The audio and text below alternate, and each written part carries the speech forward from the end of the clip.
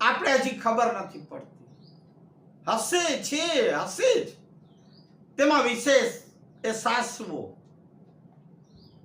એ સાસુઓની વાત કરું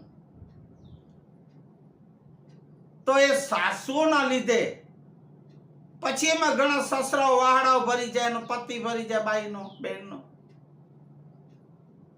એ પછી ડેરાણીઓ જેઠાણીઓ, એ બધું પરિવાર જે આખું હોય એ ત્રાસ જે આપે છે મારા વાલાઓ. રોજ છાપાઓમાં વાંચો, કોઈને કોઈ દિવસ પૂરું હોય તો ભલે. સાસુ મૂળ તો મહિલા સાસુ છે ને,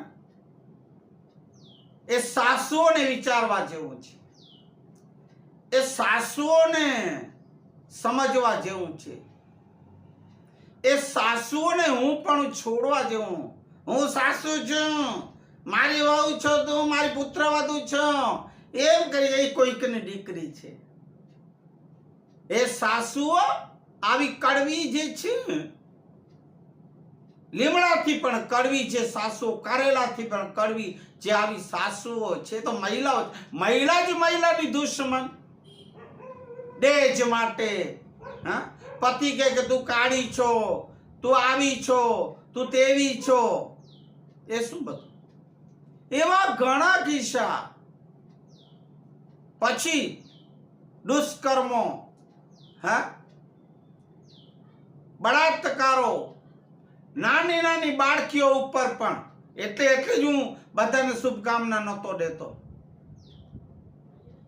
જે મહિલા સ્ત્રીને સન્માન કરે છે, બેન દીકરીઓને, એની તો ઠીક છે, પ્રણામ મારે. પણ અરે હમણાં અમારે અજા તાલુકામાં એક કિસ્સો બની ગયો. 84 વર્ષની માતા, માં જન્મ દેનારી જનેતા, એના ઉપર આ 50 વર્ષનો જે હોય તે એ રાક્ષસથી પણ ખરાબ, જાનવરથી પણ બદતર એવા દીકરો માં ઉપર બળાત્કાર કરે તો હવે કળિયુગની હદ નહીં, હદથી પાર થઈ ગયું છે. હજી હું કૃષ્ણને કહીશ, અમારા ધણી માતંગ દેવને કહીશ, હજી તમે ક્યારે આવશો, ક્યારે જન્મ લેશો, ક્યારે અવતાર લેશો? પાપનું ને અધર્મનું તો કેટલું બધું અત્યારે વધી ગયું છે. કૃષ્ણે કીધું યદા યદા ઈ ધર્મસ્ય, જ્યારે જ્યારે પણ પાપ ધરતી ઉપર અધર્મ વધશે,